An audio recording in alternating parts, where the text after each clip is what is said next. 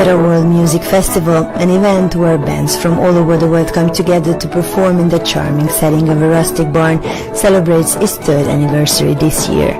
World-famous ensembles from 3 continents, traditional folk music bands and dancers from the region all perform on stage set up in a large barn in Mera, a Transylvanian village where age-old traditions still play a part in everyday life.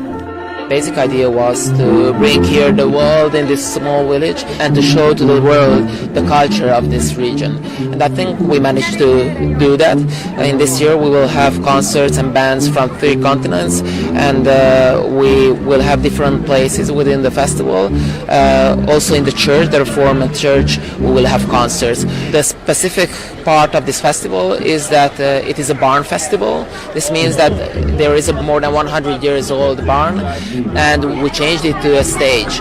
Kalotaszeg is a micro-region in Transylvania comprising around 40 villages with a mixed population of Hungarian and Hungarian-Romanian communities nestled among the mountains that separate the Transylvanian basin from the Hungarian Great Plain. In the second half of the 19th century, folk art flourished in the villages of Kalotaszeg in the richest and most varied forms. Kalotaszeg is a place where traditional dress, painted furniture, wood carving, embroidery, weaving, and many traditional craftsmen producing small objects exist side by side with vocal and instrumental music, dance, and festive customs. Folk culture of the past and present come together in Kalotaszeg, a place which hosted the first screening of Simon Broughton's movies about the culture of the region, shot for the BBC in 1990, immediately after the fall of Romanian communism. The director plans to continue the series about the traditions of Transylvania. Kalotaszeg is a really important, interesting part of Transylvania. I'm not an advocate just for Kalotaszeg. I think the whole region has a lot of amazing features. There's the landscape, there's the architecture, and for me, primarily the music. There's fantastic music from this region. And I think the great thing about this festival is it has a real local focus in this tiny little village, Mera, which has a strong musical tradition. We are hearing some of that music here, and also other great music from further afield. And I really like this mixture of local and global, bringing things together in a small, specific, tiny place in the amazing place that is Transylvania. One of the returning performers of the festival, Gahiro Calentano, is the definition of world music itself. The band was founded in 2013 and plays South American music with strong Mexican and Caribbean accents. People of Kalotaszeg are truly welcoming and warm-hearted, says Manu, the band's vocalist. We're gonna show a fusion of song Calentano that is coming from Guerrero and Michoacán. It's a specific folk music from the Pacific side and from the lands of Tierra Caliente, hot lands.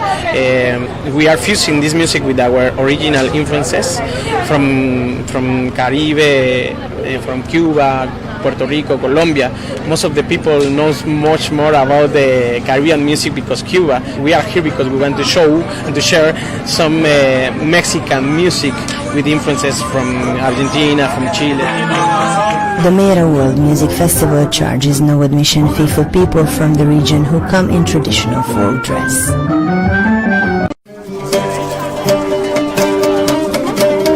The largest cultural festival in Transylvania, the Hungarian Cultural Days of Kolozsvár attracts a large audience each year and provides a colorful display of Hungarian cultural life in Transylvania and the Carpathian Basin.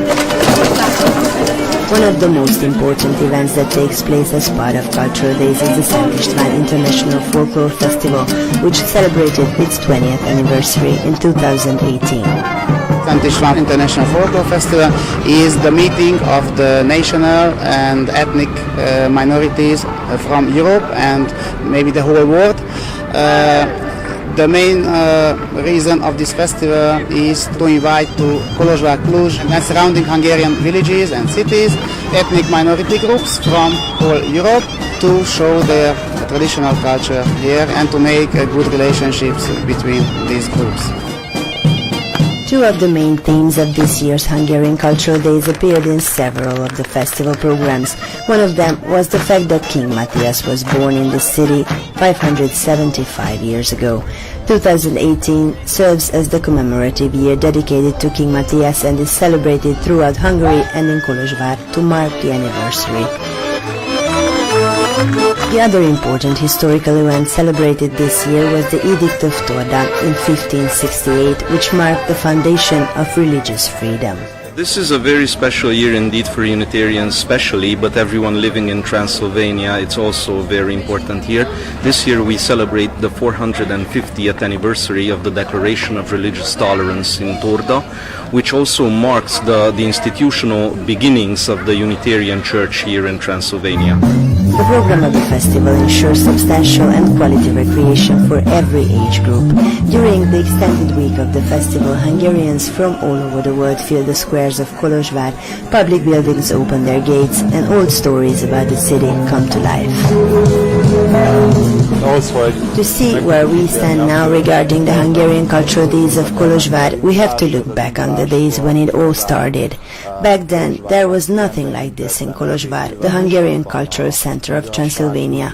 No mass cultural events were happening. It was something unknown to the Hungarians here.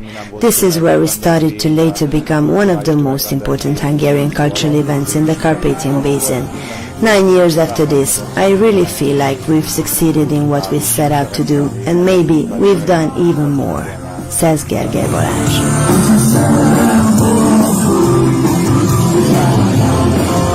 The participants attending several hundred programs at dozens of festival locations, in addition to the pleasure of meeting each other, gather experiences provided by the cultural treasures accumulated over past centuries and presented over the course of a week.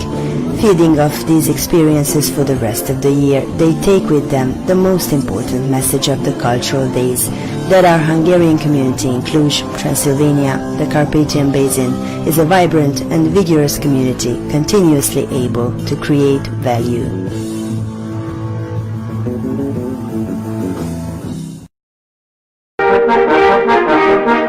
Banfi Music Day brings a one-day classical music program, but it's not only that. You can come over to the castle for guided tours, a book lounge, small concerts in different renovated corners of the castle, wine tasting, and you can also bring your picnic blankets and baskets. Guided tours will give you an insight into the Banfi Castle, an amazing architectural monument found in Boncida, a village not far from Kolozsvár, Romania. The castle features construction phases and stylistic features belonging to Renaissance, Baroque, Neoclassical and Neo-Gothic styles. I'm talking about the vast history of this building. It is one of the most important residencies of one of the most influential families, noble families from Transylvania, and the castle has been evolving since the 17th century, so it has a little bit of almost every important architectural style of the history of Transylvania. In 1999, due to its ruinous state, the castle was included at the request of the Transylvania Trust in the World Monuments Watch list of 100 most endangered sites. Also in 1999, Romania and Hungary signed a bilateral agreement of the restoration and rehabilitation works. In 2005, the Built Heritage Conservation Training Center was officially opened at Banfi Castle. The training center teaches traditional building skills and craftsmanship needed for the restoration, repair and maintenance of historic buildings. In 2008, the center was awarded the Europa Nostra Prize in Cultural Heritage for Education and Training. In the last couple of years, almost all of the castle spaces have been rehabilitated and now are cleverly used for exhibitions and events. We are an absolutely crazy team who is working on this building for well over 20 years. And we want to show the world that the Hungarians living here in Transylvania have created something in the past 1,000 years since they are living here. And we do so with bringing back the life to this building. So we are organizing training programs, festivals, like Banfi Music Day, and of course the castle is the home of the Electric Castle Festival. And it is important because we make people to understand that the built heritage is not an ivory tower where you just go up and do nothing. It's actually a place where you can enjoy your life, where actually added value is given to your life.